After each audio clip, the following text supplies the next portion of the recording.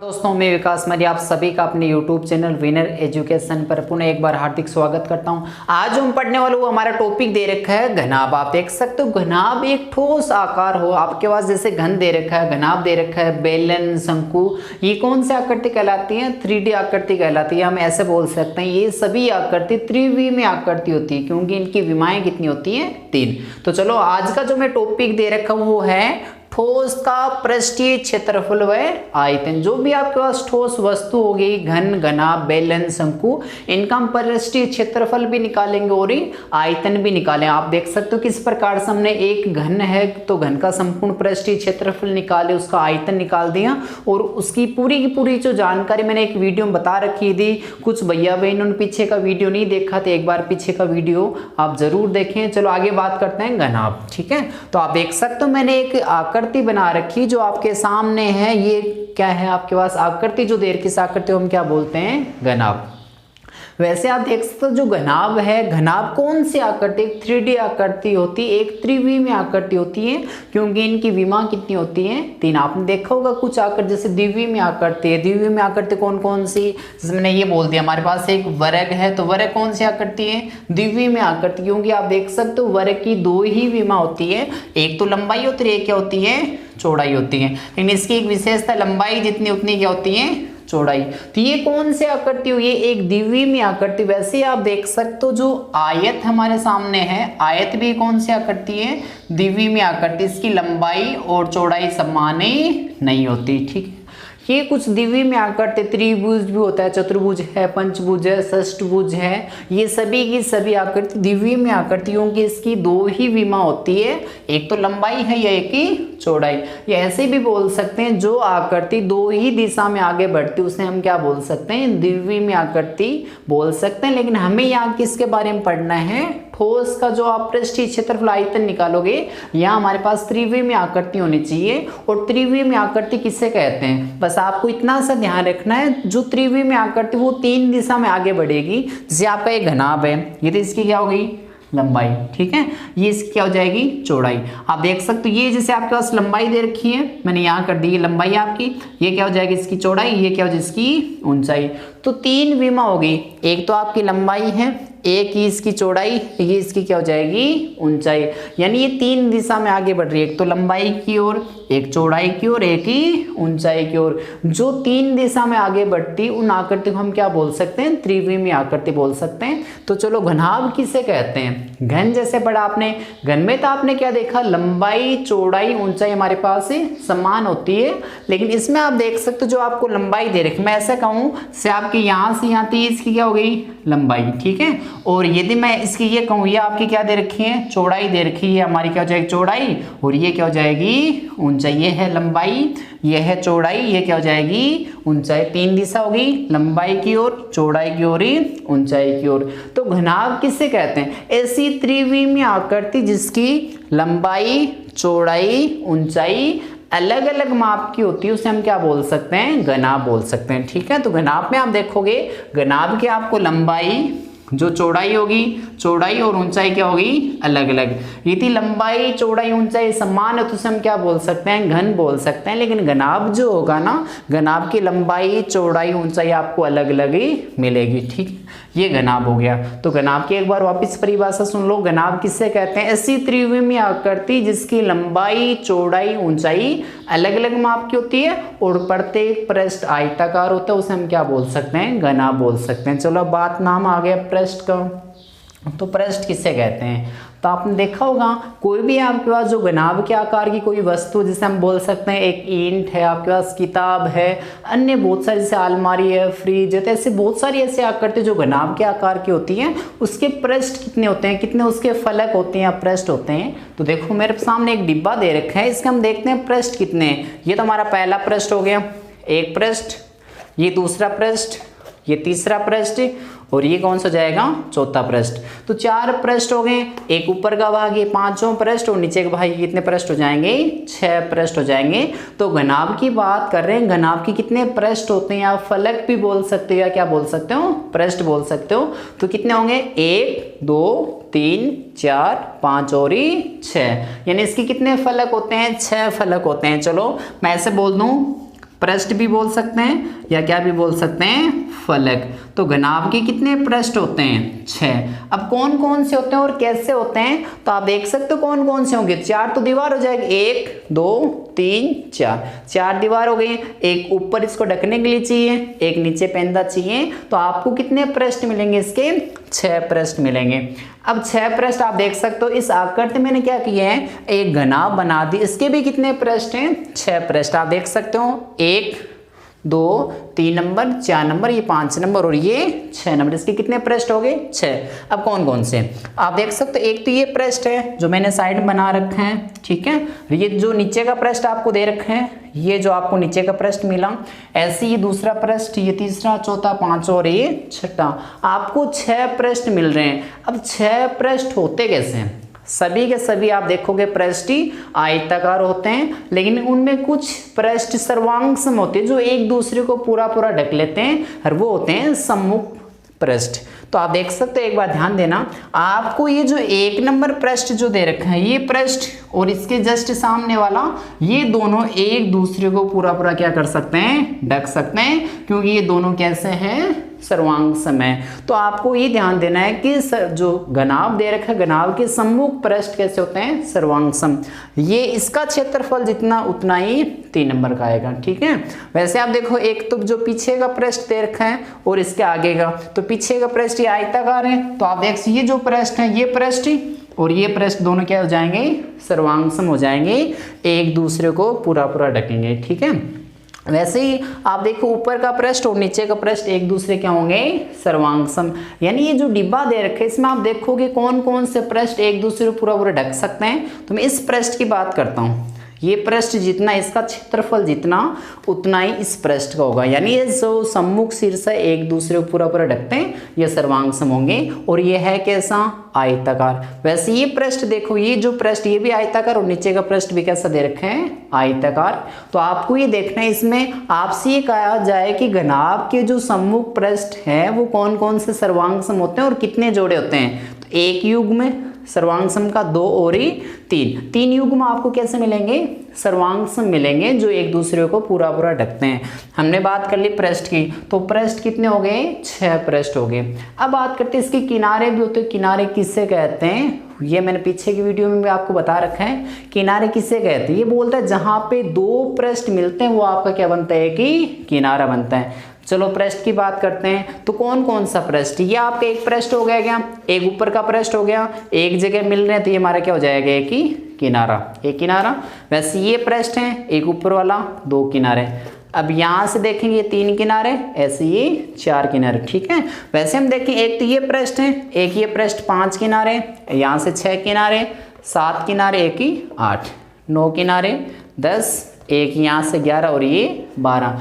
यानी बस आपको इतना से ध्यान रखना है, जहाँ पे 2 पृष्ठ आके मिलते हैं वो हमारा एक ही किनारा होता है। तो किनारे कितने होंगे, किनारे की बात करें तो किनारे हमारे होंगे 12। मैंने यहाँ लिखा किनारे, किनारे बोल सकते हो या क्या भी बोल सकते हो, कोर।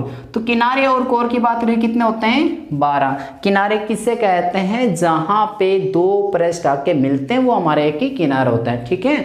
देखो जैसे हमारे पास ये दीवार दे रखी है, इस दीवार का एक ऊपर का भाग एक किनारा, फिर इस साइड से देखें ये दीवार, एक ऊपर का भाग 2 किनारे, ऐसे 3 किनारे, यहाँ से 4, ठीक है। वैसे ही 5 किनारे इस साइड से, यहाँ से 6 किनारे, वहाँ से 7 और यहाँ से 8। अब ऐसे देखो नीचे का पृष्ठ है, एक ही, ये 9, यहाँ से 10 और यहाँ से 11 और वो 12।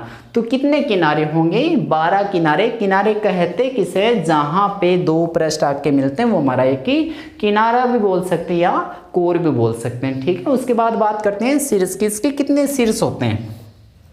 ये मैंने लिखा शीर्ष, शीर्ष कितने होते हैं वो आपको देखने हैं। शीर्ष किसे कहते हैं, शीर्ष का मतलब क्या होता है, जहां पे 3 किनारे आके मिल रहे वो आपका क्या बनता है कि शीर्ष। आपको बस ये देखना है कौन कौन सा किनारा। तो किनारे आप देख सकते हो, जैसे ये जो आकृति दे रखी है हमें घनाभ की, तो मैं यहाँ की बात करता हूँ। यहाँ जो मैं लिख दूँ, यदि ए लिखा तो एक किनारा, ठीक है, 2 किनारा और ये 3। तो एक जगह क्या आके मिल रहे हैं, एक के ऊपर आपको ये ध्यान देना है क्या 3 किनारे मिल रहे हैं क्या, एक किनारा, 2 और ये 3। तो आपका एक किनारा हो गया। चलो यहाँ मैंने लिखा बी, तो बी भी एक किनारा हो जाएगा, एक किनारा, दो किनारा और तीन, तीन किनारे हो गए। ठीक है, वैसे यहाँ देखेंगे सी, तो सी भी एक किनारा है क्या, सी जो है आपका एक किनारा यहाँ पे मिला, दो किनारा और ये तीन, और तीन किनारे मिलते ही आपका क्या हो गया, शीर्ष। ठीक है, यहाँ ऐसे मैं कहूँ यहाँ जो डी है ये भी क्या आपका एक शीर्ष है क्या, एक किनारा हो गया, दो और तीन। ठीक है, ऐसे हम नीचे की बात करेंगे तो यहाँ लिखेंगे ई, ये भी हमारा क्या एक शीर्ष है, एक किनारा, दो और तीन। ये एफ, ये भी हमारा एक किनारा है, क्योंकि आप देखोगे एक किनारा, दो किनारा, तीन किनारा, और तीन किनारा जहाँ मिलते हैं वो एक शीर्ष। ये जी, यहाँ पे भी तीन है, एक, दो और तीन, और ये क्या हो जाएगा, एच। तो आपने क्या देखा, जहाँ पे तीन किनारे मिलते हैं, एक किनारा, दो और तीन, जहाँ पे तीन किनारे आके मिलते हैं वो हमारा एक क्या होता है, शीर्ष। तो आपने देखे कितने शीर्ष हो गए, एक, दो, तीन, चार, पाँच, छः, सात और आठ। आपके आठ क्या होंगे, शीर्ष होंगे, यहाँ मैंने लिख दिए 8। ठीक है, अब कमरे में आप कहीं भी बैठे तो आपको बस ये देखना है शीर्ष किसे कहते हैं। आप देखो एक इस साइड से भाग आ गया, एक इस साइड से किनारे, एक नीचे से, ये आपका एक शीर्ष हो गया, एक शीर्ष।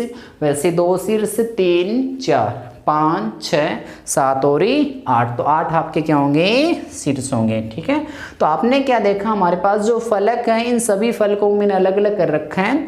एक ये आपको जो दे रखा है इस साइड मैंने पहला फलक अलग कर दिया, ये हो गया आपके पास एक पृष्ठ हो गया। और प्रत्येक पृष्ठ हम देखना चाहे कोई सा भी एक पृष्ठ देख लो, वो आपको कैसा मिलेगा, आयताकार मिले, ये पहला पृष्ठ हो गया। ठीक है, ऐसे मैंने पहले दीवार को अलग कर दी। वैसे आप देखोगे ये दूसरा पृष्ठ है, ये दूसरा पृष्ठ, सामने दीवार की हो गई, अब दूसरा पृष्ठ ये रहा। ठीक है, वो दीवार तीसरी, तो तीसरा पृष्ठ, चौथी दीवार हो रही है आपकी। ठीक है, और ये जो ऊपर का भाग मैंने 5 नंबर दे दिया और नीचे के भाग को कितने नंबर दे दिया, 6। तो इन 6 पृष्ठ को मैंने क्या कर रखा है, अलग कर रखा है, ये आपके 6 पृष्ठ हो गए। आगे चलो बात करते हैं, ये जो दे रखा है ठोसों का पृष्ठीय क्षेत्रफल, हमें करना क्या, ये जो हमें सामने एक ठोस दे रखा है घनाभ, घनाभ का क्या निकालेंगे, पृष्ठीय क्षेत्रफल। तो देखो मैंने सामने क्या लिखा है, घनाभ का संपूर्ण पृष्ठीय क्षेत्रफल। हमें निकालना क्या है, क्षेत्रफल निकालना है। क्या निकालना आपको, क्षेत्रफल निकालने के लिए इसने कंडीशन क्या बताई, इसने कहा घनाभ का संपूर्ण, संपूर्ण का मतलब सभी पृष्ठों का आपको निकालना है क्षेत्रफल। तो पहले हमें ये पता होना चाहिए इसके पृष्ठ है कितना। अभी मैंने आपको बताया कि इसके कितने पृष्ठ होते हैं, 6 पृष्ठ। तो संपूर्ण का मतलब सभी पृष्ठों का संपूर्ण पृष्ठीय क्षेत्रफल, 6 के 6 पृष्ठ का आपको निकालना क्या है, पृष्ठीय क्षेत्रफल निकालना। तो आपको मैंने बताया कि पृष्ठीय क्षेत्रफल निकालते हैं तो आपको ध्यान क्या देना, यदि संपूर्ण पृष्ठ का निकालना तो संपूर्ण पृष्ठ का निकाल सकते हैं। ये जो घनाभ इसके सभी पृष्ठ का हमें पृष्ठीय क्षेत्रफल निकालना, तो किस प्रकार से निकालेंगे, से मैंने कह दिया हमारा कौन सा भाग हो गया, पहला भाग। ठीक है, एक पृष्ठ का, तो पृष्ठीय क्षेत्रफल में पहली बात तो आपको ये समझना है कि जो बार बार का हिस्सा दे रखी है पृष्ठीय क्षेत्र, ये भी पृष्ठीय क्षेत्रफल, ये भी पृष्ठीय क्षेत्रफल, ये पृष्ठीय क्षेत्रफल, ये जो बाहर का भाग दे रखे इससे तो हम बोलते हैं पृष्ठीय क्षेत्रफल। और इसके अंदर कितनी वस्तु डाल सकते हैं, कितनी वस्तु रख सकते हैं, पानी इसके अंदर कितना डाल सकते हैं, ये किस में आएगा, आयतन में। तो सबसे पहले हम बात करते हैं इसका जो पृष्ठीय क्षेत्रफल उसकी बात करते हैं। तो घनाभ का संपूर्ण पृष्ठीय क्षेत्रफल निकालना, संपूर्ण का मतलब सभी पृष्ठों का। तो ये पहला पृष्ठ ले लिया, एक पृष्ठ, और ये जो आपको पृष्ठ देखनी है, पृष्ठ है कैसा, आयताकार दे रखा है। इस पृष्ठ का हम क्या निकालते हैं, क्षेत्रफल निकालते हैं। आप सभी को पता होगा आयताकार जो भाग उसका क्षेत्रफल निकालने का सूत्र है लंबाई गुणा चौड़ाई। तो चलो निकालते हैं सभी पृष्ठ का। तो ये मैं पहले पृष्ठ का निकाल रहे हैं, तो पहला जो पृष्ठ है इसका क्षेत्रफल निकाल रहे हैं। तो आप देख सकते हो लंबाई, ये तो लंबाई इसकी, और ये है चौड़ाई, ये क्या हो जाएगी, ऊंचाई। तो मैंने कहा ये तो आपकी क्या दे रखी है, लंबाई, तो यहाँ मैंने लिखी लंबाई। तो लंबाई को गुणा किससे करना है, चौड़ाई से गुणा करना है। तो चौड़ाई आप देख सकते, चौड़ाई नहीं हमारे पास इस पृष्ठ के लिए, इसकी क्या दे रखी है, ऊंचाई। ऊंचाई को मैं किससे लिख रहा हूँ, जो आपको दे रखी है ऊंचाई, ऊंचाई किससे लिखेंगे, ऐसे। ठीक है, फिर प्लस का निशान।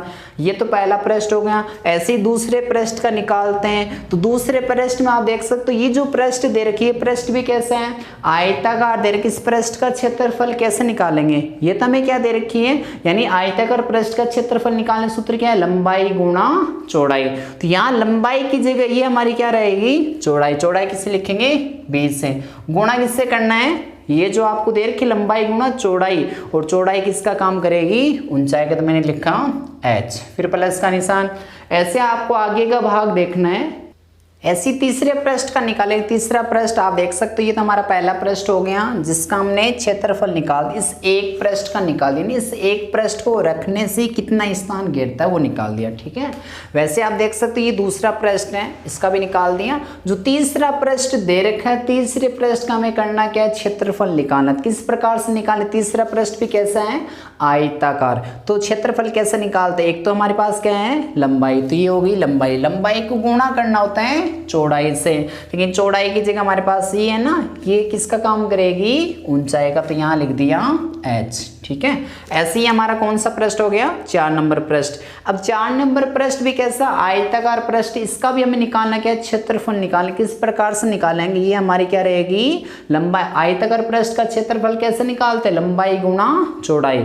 ये लंबाई की जगह हमारी क्या रहेगी, चौड़ाई, इसको गुणा करना है, लंबाई को चौड़ाई से गुणा करना है, लेकिन चौड़ाई की जगह हमारी क्या रहेगी, ऊंचाई, तो मैंने ये लिख दिया h, ठीक है।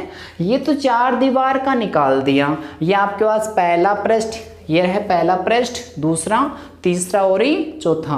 तो आपने कितने पृष्ठ का पृष्ठीय क्षेत्रफल निकाल दिया, 4, 1 2 3 और 4। अब हमें करना क्या है, एक तो ऊपर का भाग दे रखा है, एक नीचे का भाग दे रखा है, क्योंकि हमारे टोटल पृष्ठ होते कितने, 6, क्योंकि ये बोला संपूर्ण पृष्ठीय क्षेत्रफल निकालना है, तो 6 पृष्ठ का निकालना है। चलो ऊपर दे रखा है, एक नीचे का भाग दे रखा है, इसका क्षेत्रफल निकालते हैं, नीचे का पृष्ठ, ये आपको 5 नंबर पृष्ठ है। चलो ये तो इसका आप क्षेत्रफल निकालना चाहते थे, हमारे किसका काम करेगी, लंबाई का, तो मैंने यहां लिख दिया प्लस में लंबाई, ठीक है। ये तो लंबाई हो गई, और ये लंबाई गुणा क्या है, चौड़ाई थी, किसका काम करी अभी, ऊपर का पृष्ठ, ये तो मेरी लंबाई होगी, और ये किसका काम करेगी, चौड़ाई का, तो यहां मैंने लिख दिया चौड़ाई b, ठीक है। वैसे नीचे का पृष्ठ दे रखा है, नीचे पृष्ठ 6 नंबर पृष्ठ, आप देख सकते 6 नंबर पृष्ठ का निकालना है। किस प्रकार से निकालेंगे, तो हमारी क्या है, लंबाई, इसको गुणा किससे करेंगे, ये हमारी क्या रहेगी, चौड़ाई, तो मैंने यहाँ लिख दिया लंबाई गुणा चौड़ाई। आपको ये बोल रहा था कि इसका संपूर्ण पृष्ठीय क्षेत्रफल निकालना, और संपूर्ण पृष्ठ होते कितने हैं, 1 2 3 4 5 और 6 पृष्ठ का हमें करना क्या है, पृष्ठीय क्षेत्रफल निकालें, बार बार का जो हिस्सा वो ही आपको निकालना है। तो 1 2 3 4 5 और 6 पृष्ठ। इन सभी में एक खास बात आप देख सकते हो, मैंने आपको क्या बताया, दो जो पृष्ठ होते हैं वो दो पृष्ठ कैसे होते हैं, सर्वांग सम होते हैं। जैसे ये पृष्ठ और ये पृष्ठ एक दूसरे के सर्वांग सम है, एक दूसरे को पूरा पूरा ढकेंगे। वैसे ही ऊपर का 5 नंबर पृष्ठ और 6 नंबर पृष्ठ भी कैसे होंगे, समान, और ये 4 नंबर और 2 नंबर पृष्ठ भी कैसे होंगे, समान। यानी सम्मुख पृष्ठ समान होते हैं, सर्वांग सम होती है, यदि सर्वांग सम उनका क्षेत्रफल भी कैसा आएगा, समान। तभी आप देख सकते हो ये लंबाई गुणा चौड़ाई 2 बार है ना। वैसे ही आप देखोगे जो चौड़ाई गुणा ऊंचाई और चौड़ाई गुणा ऊंचाई 2 बार, और ये भी कितनी बार हैं, 2 बार, ठीक है। तो आप देख सकते हो यदि समान जाति के पद है तो उनका हम क्या कर सकते हैं, योग कर सकते हैं। जोड़ने के लिए हमें जाति कैसी चाहिए, समान, ठीक है। तो चलो सबसे पहले मैं इनको लिख देता हूँ, देखना, एक तो ये और ये भी लंबाई गुणा चौड़ाई, ये भी लंबाई गुणा चौड़ाई, बस इनको देख लो, ये 1 बार और 1 बार जोड़ेंगे कितनी बार हो जाएंगे, 1 रेखी 2, इनका बस इतना सही हो किया, लंबाई गुणा चौड़ाई। तो ये 2 बार जोड़ेंगे, 2 गुणा क्या हो जाएगी, लंबाई गुणा चौड़ाई, हो गया इतना सा काम, ठीक है। फिर आप देखोगे, और ये जो पृष्ठ आपको दे रखी ये भी कितनी बार है, 2 बार, यानी चौड़ाई गुणा ऊंचाई और चौड़ाई गुणा ऊंचाई, इनके बीच में निशान किसका है, प्लस का। तो इन दोनों का योग कर दिया हमने, 2 बार हो गए, क्या हो गए, चौड़ाई गुणा ऊंचाई, ठीक है। ऐसे हम देखना चाहेंगे, ये हमारे पास क्या दे रखी, लंबाई गुणा चौड़ाई, ये भी लंबाई गुणा चौड़ाई, ये भी कितनी बार है, 2 बार, 2 गुणा क्या लिख देंगे, लंबाई गुणा ऊंचाई, ठीक है। यहाँ तक हो गया ना। अभी तक हमने क्या किया है, जो हमारे पास सर्वांग सम पृष्ठ थे उनका हमने साथ में क्या कर लिया, योग कर लिया, और सर्वांग सम पृष्ठों को मिलाते हैं तो आपके पास 1 2 और 3 पृष्ठों का जोड़ा बन जाता है। एक तो ये जोड़ा हो गया, एक ये हो गया, और एक वो जोड़ा हो गया, तो कितने जोड़े हो जाएंगे, 3। अब आप देखोगे, अब 1 2 और 3, इन तीनों में एक विशेषता है, इनमें विशेषता क्या है, ये भी 2 से गुणा हो रहा है, ये भी 2 से गुणा, ये भी 2 से गुणा, तो यहाँ से मैं 2 कॉमन ले सकता हूँ, मेरे पास बचा क्या, लंबाई गुणा चौड़ाई, ठीक है। फिर यहाँ से भी 2 ले लिया, तो यहाँ क्या बचेगा, चौड़ाई गुणा ऊंचाई, ठीक है। यहाँ से 2 ले लिया तो मेरे पास बचा क्या, L गुणा H, तो मैं इसको h गुणा l लिख दूं या l गुणा h, कुछ ही लिख दो, चाहिए आपके पास है क्या यहाँ l गुणा h।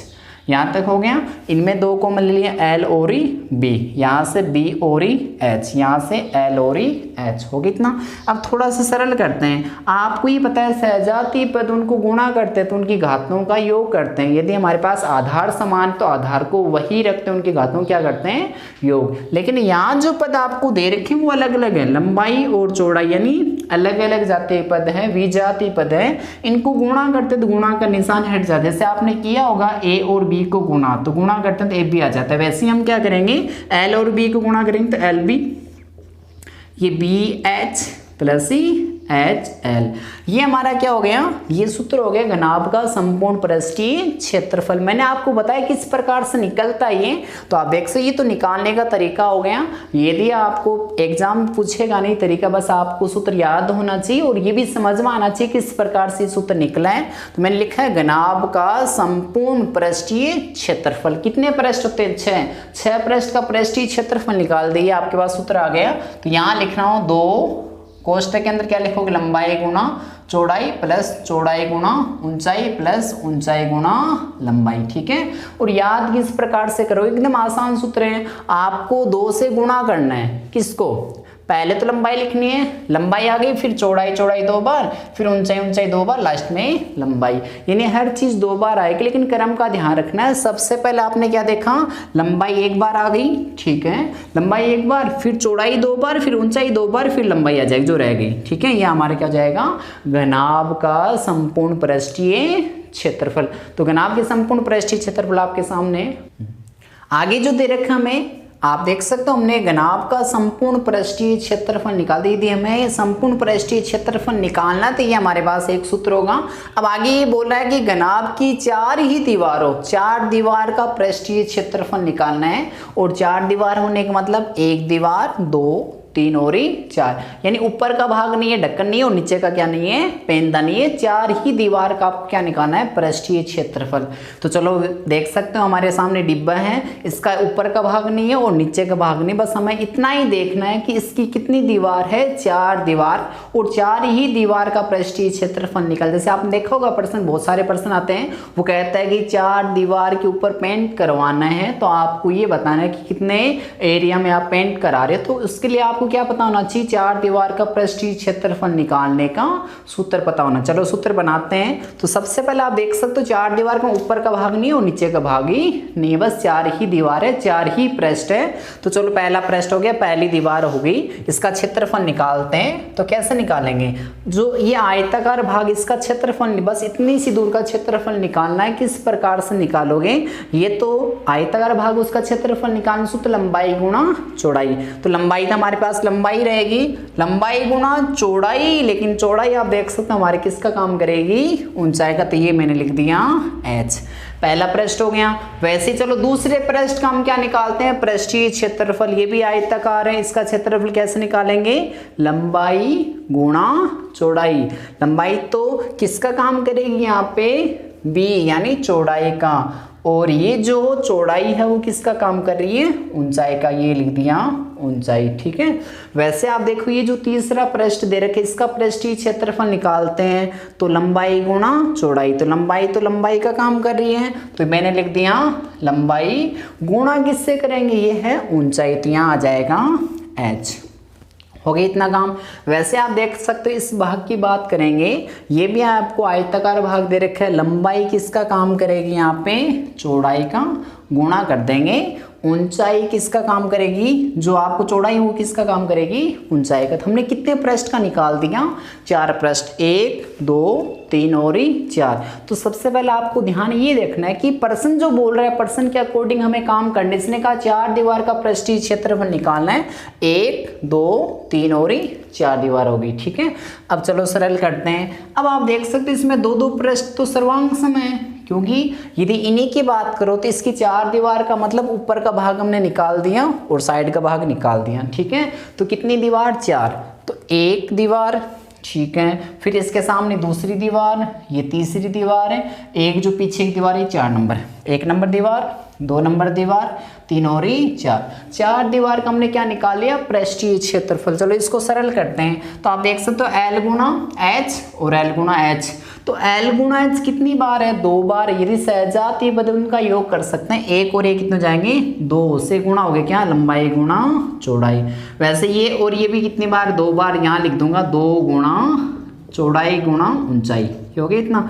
अब इनमें आपको देखना है समान जाति के पद को जोड़ तो दिया, इन सभी पदों में एक चीज कॉमन है, वो कौन सी है, एक तो लंबाई, ये क्या दिख रही है यहाँ, चलो लंबाई इसमें भी और लंबाई इसमें भी है। और कोई चीज है कि आप देख सकते हो, वो भी है हमारे पास ही, वो क्या है, इसमें भी ऊंचाई है, डबल लाइन खींच दी मैंने, और इसमें भी क्या है, ऊंचाई। चलो ऊंचाई भी कॉमन ले लेते हैं। तो यहाँ मैंने लिखा H भी कॉमन है हमारे पास, ठीक है। गुणा में लिखना चाहो गुणा में लिख दो, ये लो। तो देखना एक बार क्या शेष बचा, 2 आपने कॉमन ले लिया, ठीक है। उसके बाद H ले लिया, तो यहाँ से क्या रहा आपके पास, बस लंबाई रही थी, हमारी लंबाई होगी।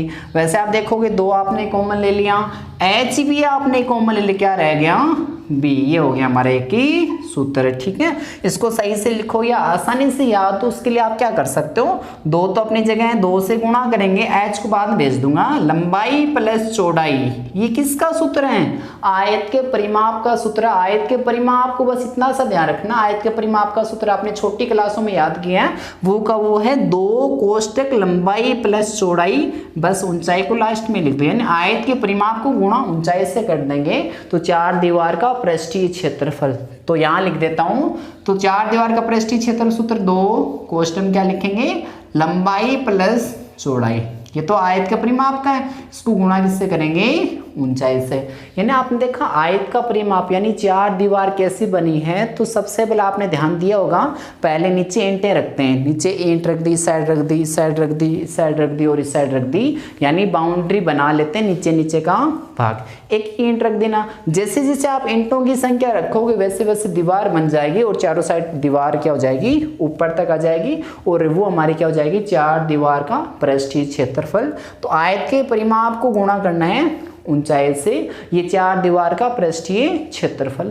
आगे बात करते हैं घनाभ की 5 दीवार का पृष्ठीय क्षेत्रफल कैसे निकालेंगे। तो आप देख सकते हो ये बोल रहा है घनाभ के 5 पृष्ठों का पृष्ठीय क्षेत्रफल, यानी घनाभ के 5 पृष्ठों का पृष्ठीय क्षेत्रफल बोल दे, या ऐसे भी बोल सकता है बगैर ढक्कन के बक्से का संपूर्ण पृष्ठीय क्षेत्रफल।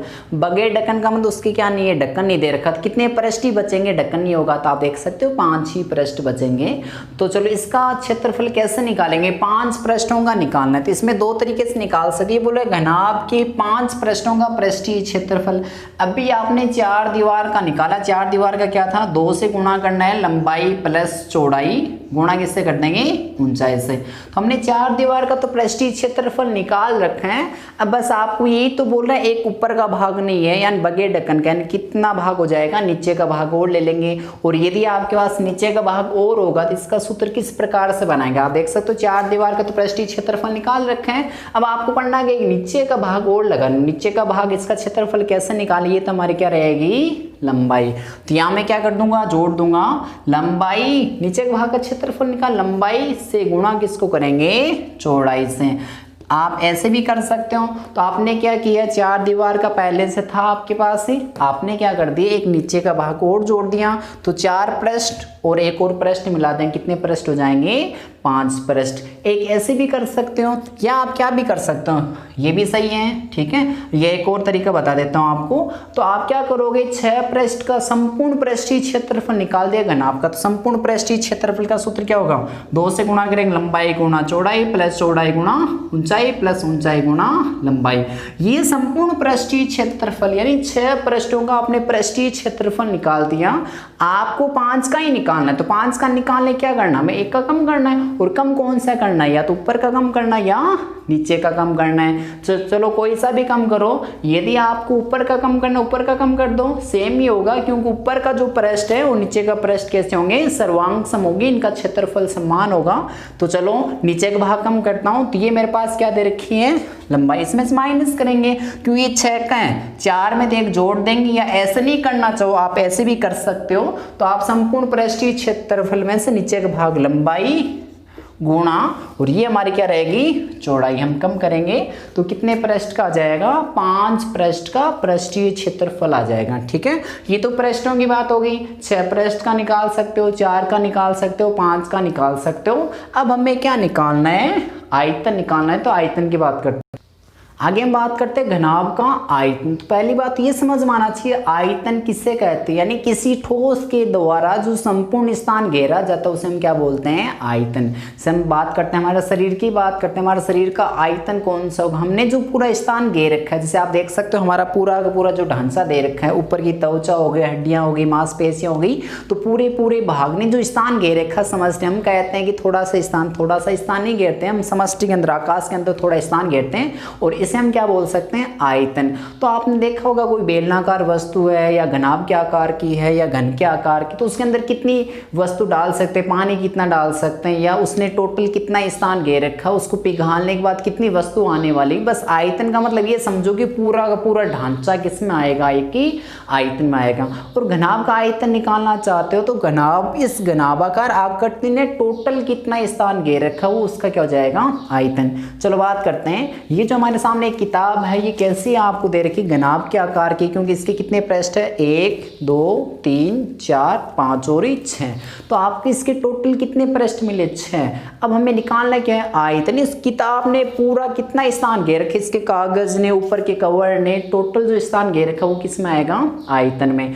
तो चलो किस प्रकार से आयतन, आयतन एकदम आसान है। आप देखोगे हम एक पेज जो दे रखा हमारा, एक पेज को हम क्या बोल सकते हैं, एक पेज हमारा कैसा है आयताकार है, ये इसकी लंबाई है, ये इसकी क्या है चौड़ाई है। ठीक है, तो आप देख सकते हो एक पेज की बात करें तो वो घनाभ नहीं बनता, एक पेज से हम क्या बोल सकते हैं आयत है।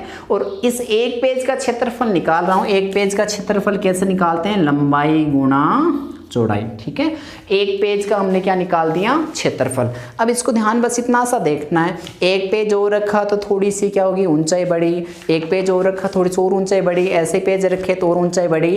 तो आप देख सकते हो स्थान तो जो नीचे के पेज ने जितना स्थान घेर रखे, स्थान तो नीचे आधार के ऊपर तो उतना ही घेर रखे हैं, लेकिन आप देख सकते जैसे जैसे मैं पेज को आगे इस साइड फोल्ड कर रहा हूँ तो आप देख सकते हो वैसे वैसे क्या हो रही है, एक घनाभ भी बन गया और इसकी क्या भी बढ़ रही है ऊंचाई भी बढ़ रही है। तो इसने टोटल कितना स्थान घेरा, आधार के ऊपर तो उतना ही घेरा है जितना कि लंबाई गुणा चौड़ाई था, और जैसे जैसे आपने पेज को दूसरी साइड पलटा तो आपकी क्या बढ़ गई ऊंचाई। तो बस आपको करना है क्या है, घनाभ का यदि आयतन निकालना चाहो एकदम आसान से है, पहले आपने आधार था हमारा लंबाई गुणा चौड़ाई, जैसे जैसे पेज को डाला वैसे वैसे क्या हो गई ऊंचाई बढ़ गई। ये हमारा किसका सूत्र हो जाए घनाभ का आयतन। तो घनाभाकार आकृति का आयतन कैसे निकालेंगे, लंबाई गुणा चौड़ाई गुणा ऊंचाई। ठीक है, ये हो गया। अब आपने क्या विकिरण की लंबाई निकाली, विकिरण की लंबाई किस प्रकार से निकाली, विकिरण कहते किसे हैं, तो आपको ध्यान ये देना है, कोई भी आपको कमरा दे रखा है या कोई एक बक्सा है उसके अंदर बड़ी से बड़ी छड़ कितनी लंबाई की रख सकते हैं, कोई भी कमरा है तो आप देख सकते हो इसमें बड़ी से बड़ी छड़ कितनी लंबाई की रख सकते हो। जैसे आप देख सकते हो इस भाग से उस भाग के बीच की जो दूरी होगी इतनी बड़ी इसके अंदर क्या रख सकते हैं छड़ रख सकते हैं। अब छड़ की लंबाई कितनी होगी, जितनी उसकी विकिरण की लंबाई उतनी बड़ी हम उसके अंदर क्या रख सकते हैं छड़ रख सकते हैं। ऐसे प्रश्न आपको आएंगे तो घनाभ की विकिरण की लंबाई बोलते हैं, घनाभ के विकिरण की लंबाई,